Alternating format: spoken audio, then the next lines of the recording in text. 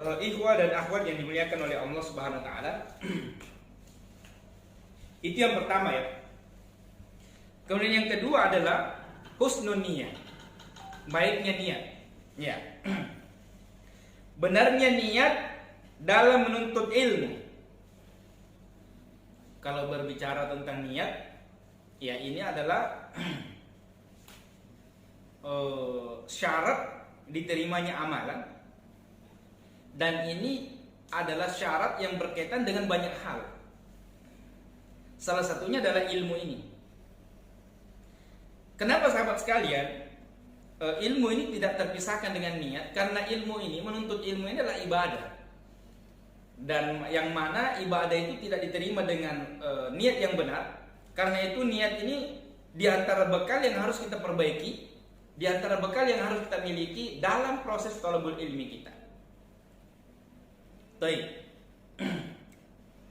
Yang mana niat yang benar ini, ketika seseorang meniatkan upaya thalabul ilminya biwajhillahi ta'ala, ya, dalam rangka mendapatkan wajah Allah Subhanahu wa taala, dan untuk mengamalkan ilmunya, dan untuk mengangkat sunnah, wa tanwiri qalbihi wa tahliyatu batinihi.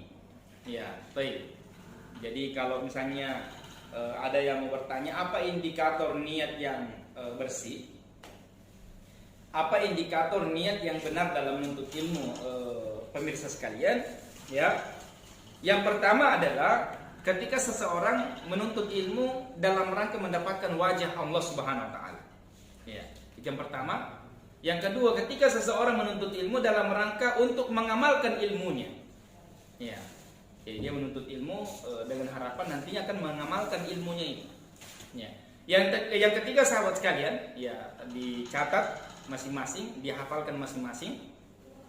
Saya ulangi, yang pertama adalah untuk mendapatkan wajah Allah Subhanahu wa taala.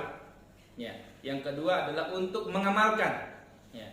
Kemudian yang ketiga adalah untuk ihya'us sunnah. Ya, untuk menghidupkan sunnah-sunnah Rasulullah sallallahu alaihi wasallam. Wa tanwiri qalbihi, dan untuk menerangi hatinya. Ya, untuk menerangi hatinya, ya. Wa tahliyatu batinihi, dan untuk menghiasi batinnya. Baik. Pemirsa sekalian, sekali lagi inilah indikator seseorang akan dikatakan telah ikhlas, telah benar niatnya dalam menuntut ilmu. Ya. Dalam kesempatan lain, ulama kita ketika ditanya apa indikator niat yang benar itu, beliau sebutkan ada dua. Yang pertama, liraf'il jahli an nafsihi wa an ghairihi. Ketika seseorang menuntut ilmu dengan tujuan untuk mengangkat kejahilan pada dirinya dan kejahilan orang lain.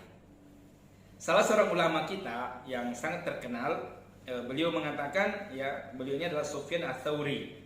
Ya, Sufyan ats-Tsauri rahimahullah ta'ala, beliau mengatakan, ma'alastu syai'an asyadda alayya min niyati. Tidak ada perkara yang paling berat aku obati melainkan perkara niat. Ya, melainkan perkara niat. Baik, sahabat sekalian, saya tidak mengabaikan poin ini.